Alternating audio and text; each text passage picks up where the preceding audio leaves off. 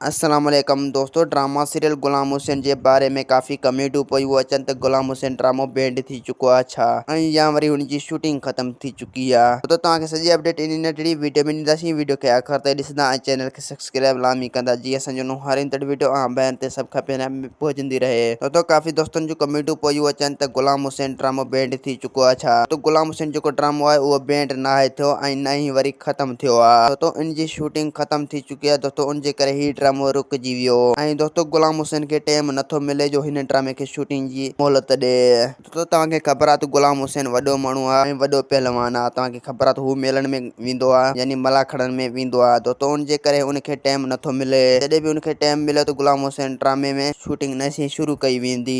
तो तव्हांखे हफ़्तो ॿ इंतज़ारु करिणो पवंदो। इंशाल्लाह ही ड्रामो जल्द खां जल्द वरी अची वेंदो मैदान ते।